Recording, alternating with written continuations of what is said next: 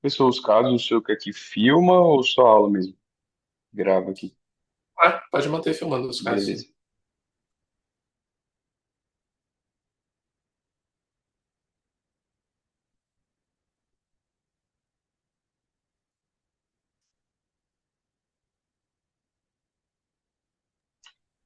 Acho que é a Rayana que vai apresentar Caso, pode o assumir aí caso. então, é. Boa noite. Compartilhar aqui minha tela. Dá para ver certinho só o vídeo? Sim, sim. Perfeito.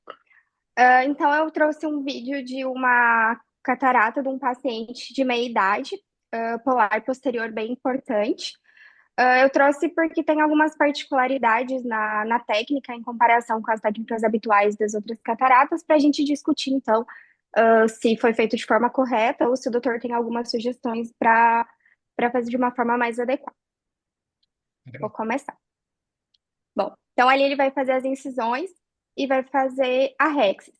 A rexis, ela não pode ser muito grande, porque é importante que caso a gente tenha uma ruptura da cápsula posterior, que tem mais chances nesses pacientes, que tenham um suporte para conseguir colocar a lente no sul. Ali, então, ele fez, eu vou voltar um pouquinho, passou bem rápido, que eu dei uma, para não demorar tanto, mas ele foi feito uma hidrodelineação em vez de uma hidrodissecção, né? Que foi separar, então, o núcleo do epinúcleo para diminuir a chance que, como a gente tem ali a catarata polar posterior imediatamente anterior à cápsula posterior, quando a gente for fazer a hidrodissecção, pode ocorrer a ruptura da cápsula posterior. Então, esse passo é evitado nesses pacientes. Então, a gente faz a hidrodelineação, que seria injetar o BCS no centro do núcleo para separar, então, o núcleo do epinúcleo, que é o que ele está fazendo ali no vídeo, que está sendo feito no vídeo. Além disso, é recomendado que a gente possa utilizar, então, essa dissecção manual, utilizando o chopper ou algum equipamento, para conseguir soltar o núcleo, para conseguir aspirar ele, né, geralmente, porque a nuclear é bem mole, para ir pegando por partes, né, de interno para externo, os fragmentos. É uma forma também interessante porque você consegue deixar a parte mais frágil por último. Então, se houver realmente a ruptura da cápsula posterior, para que tenha menos conteúdo ali ainda restante no olho. Então, ali ele está fazendo essa parte manual, né? Aspirando, enfim, os parâmetros para vacuoemulsificação, eles tendem a ser um pouco mais baixos do que normalmente, né? Ali então tá soltando devagar, né? Porque essa adesão geralmente é bem importante. E resta então ali mais a parte do epinúcleo, né? Que ele forma como se fosse uma capa, né? Para que proteja da ruptura. Então ali novamente ele vai fazendo plano por plano, né? Soltando todas as camadas do cristalino para conseguir fazer ali a retirada, a remoção da catarata.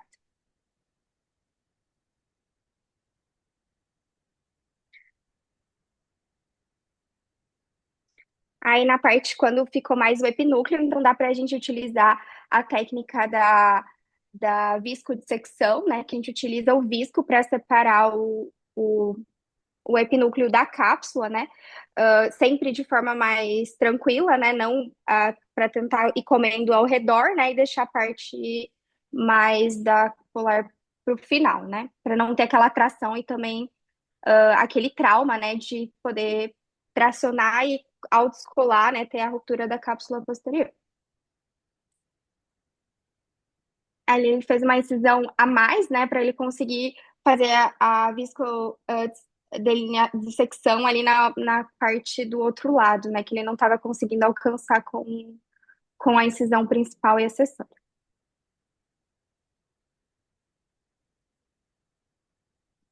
Acho que dá pra dar uma aceleradinha.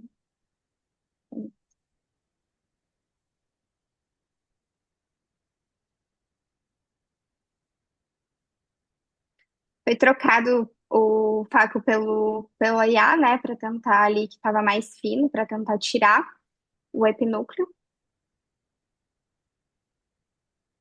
mas não está sendo muito efetivo.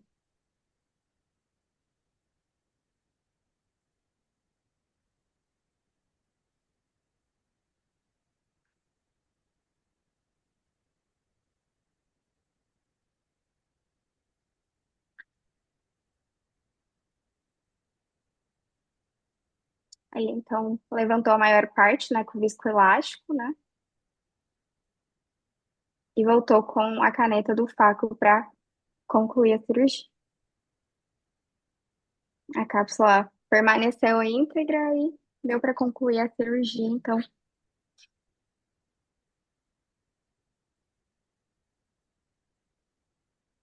Basicamente é isso. Agora ele só vai colocar lente. Tá legal, Ryan. Obrigado. Eu que agradeço. Eu acho a técnica foi bem executada, né? A polar posterior, o mais importante é isso aí mesmo, né? E a gente. Acho que pode parar de compartilhar a tela. Posso parar. A ideia é a gente ir fazendo realmente a retirada, né? Da parte mais central para a periferia, depois, como você falou. Existe uma técnica, só para citar assim, né? A técnica mais avançada, no caso da polar, em que a gente consegue fazer um pouco de hidrodissecção também.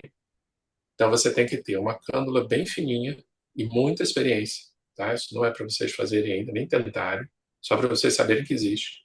Então a gente faz a hidrodelineação primeiro, e aí com uma cânula fina, se você tiver bastante controle, né, da hidrodissecção, você faz de forma a que você injete o líquido e ele vá correndo devagarzinho pela cápsula, sem chegar na polar.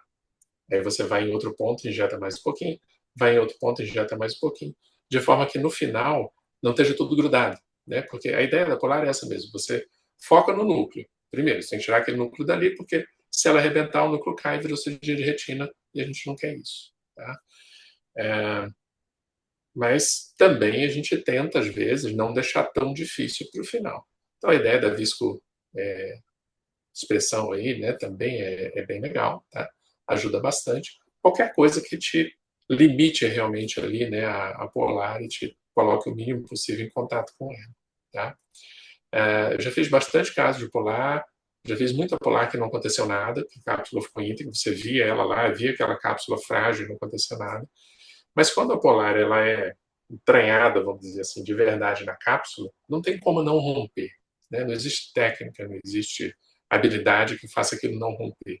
Na hora que você mexer, ela está realmente, né, junto com a cápsula, faz parte da cápsula, aquilo vai romper e vai sair. Tá? Então, por isso essa técnica é para você ter certeza de que o núcleo não vai cair e, de preferência, que não caia nada. Né?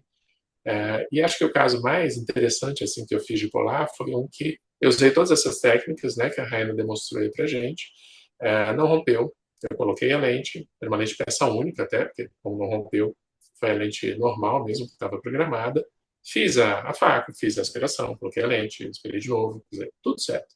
Ao final da cirurgia, quando eu estava hidratando a incisão, pelo movimento, né, que aconteceu dentro da câmera, diferença de pressão, só na hora de hidratar, a cápsula lá atrás fez assim, ó, abriu, e eu fiquei olhando e falei, ok, tudo bem. A lente já está aí, vai bloquear, não vai subir vidro nenhum, porque a lente está bloqueando. Então, polar é isso, tá? Absolutamente imprevisível e só acaba quando termina.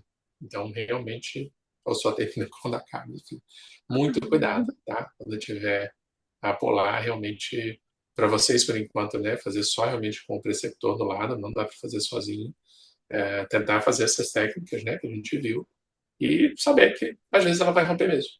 Né? E não tem nada a ver com você ser mais ou menos habilidoso, porque polar às vezes rompe mesmo, depende da estrutura dela. Tá? Acho que é isso.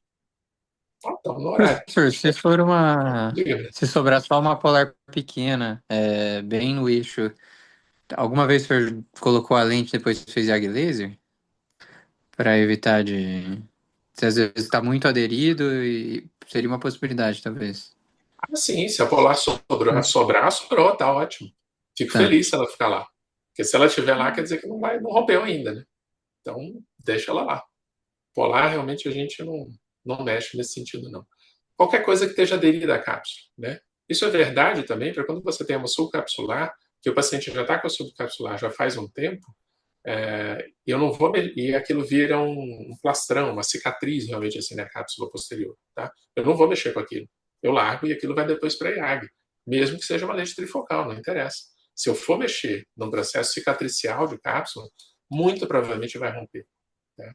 Isso porque eu uso IA de silicone, então eu consigo ir lá e raspar assim.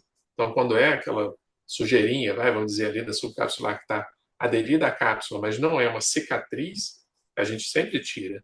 Mas quando é processo cicatricial, não, deixa quieto lá. E aí a Polar é a mesma coisa, né? Segue a mesma lógica.